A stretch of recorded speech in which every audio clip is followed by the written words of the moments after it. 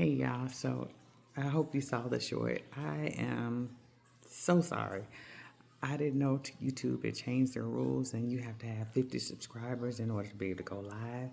And I wanted you all to see my cute little tea set. I have this one, and then I have another one that's bold striped. I got into Kate Spade, and it's like everything that I do is influenced or inspired by Kate Spade. So I made my tea. I thought we were going to just do the whole walk through the talking and the making the tea and all of that, but I've already made my tea and let it steep, and it's cooling down to where I can actually drink it. Yeah, it's good. And no, I'm not being paid to promote them, but I use this brand, the Traditional Medicinals. And so as you can see, this is the Echinacea, Organic Echinacea Plus with the elderberry. I do believe that this has been a lifesaver and helping me not get sick because I'm in and out and around so many people. I used to get sinus infections and really sick when I was around a lot of people, but that's not what we're here for. We're here to talk about multi-generational housing and what that may look like for you, especially my middle agers. And just to give you a little backstory on how I got to this, it's because of my own personal experience, my family's experience. I can't say I did it by myself.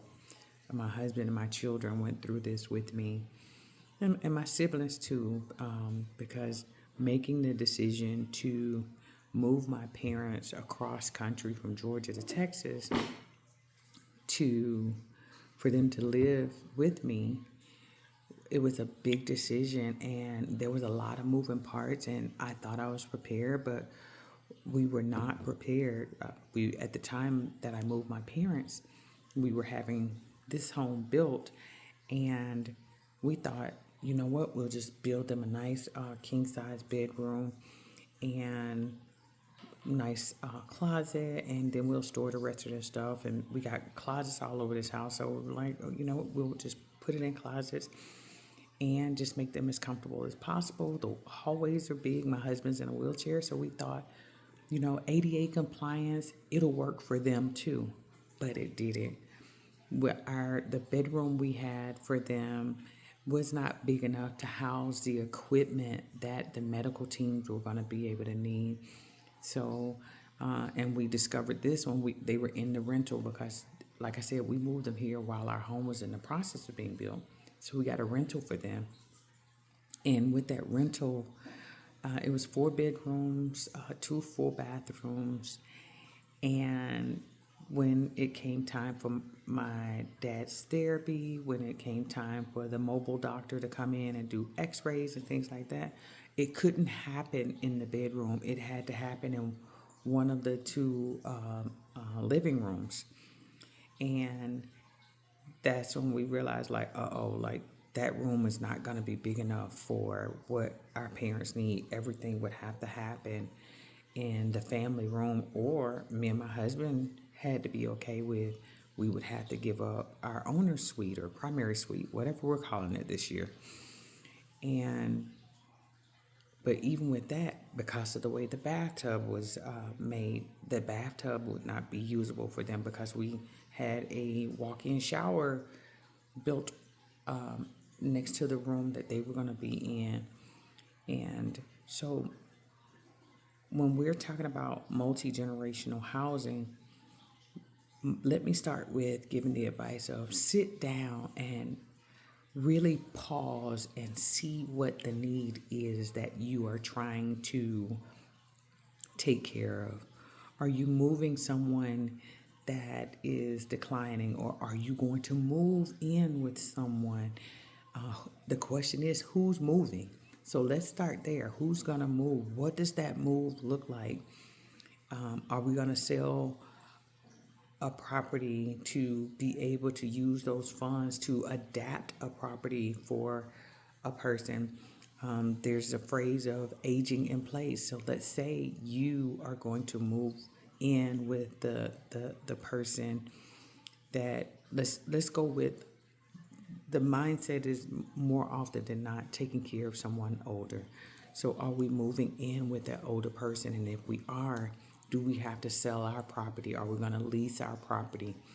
What does that look like for any children that you may still be caring for?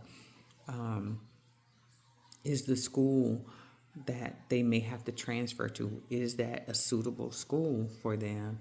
So, and the house, is it better for that senior to move in with you? And the question again, are you going to sell that senior's house and use those proceeds to adapt your home? So you want to make the home, whichever home you decide to live in, you want to make sure it's suitable for everyone that's going to be involved in the home.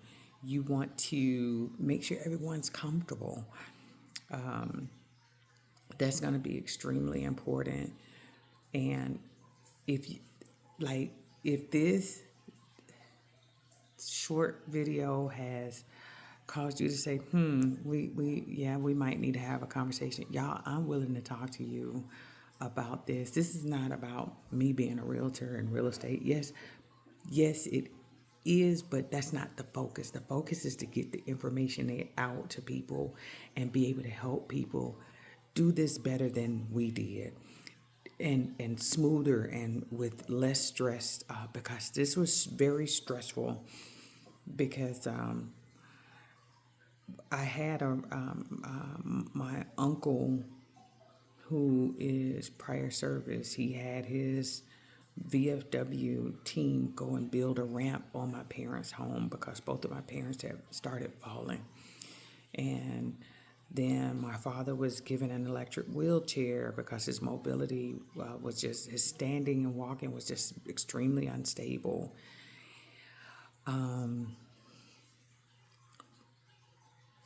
Even with those pieces of equipment, it just wasn't suitable for my parents to want to be left alone and in that home by themselves. They needed additional care. And like I said, when we started getting the home health team to start coming to the house, even in their home, we had to do my father's physical therapy in the living room. And it's a lot of moving parts.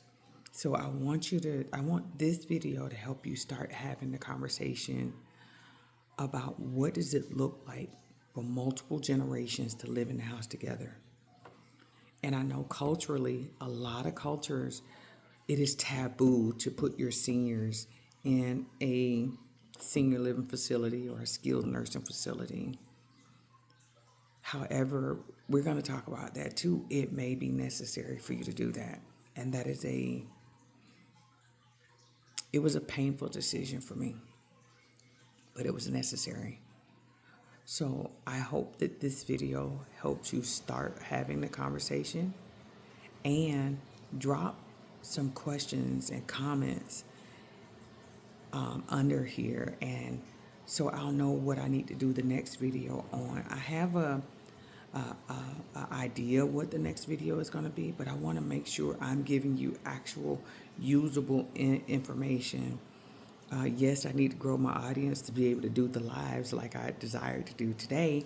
However, the goal is just to get the information out and for us to have the uncomfortable conversation about what does it look like for multiple generations to have to be housed together, and how are we going to do that? Whose property will need to be sold or leased? To whose property will become an income property? And all of the things that you need to discuss to be able to make an informed decision and be comfortable with that decision. Okay? Y'all remember to like, remember to push that button and subscribe. I need 50 subscribers. Be sure to share this, and y'all start having the conversations. And when you do, any question that comes up, come back to this video and drop the questions in the comments, so it'll help direct my conversation about multi-generational housing. All right? I'll see y'all on the next video. Peace.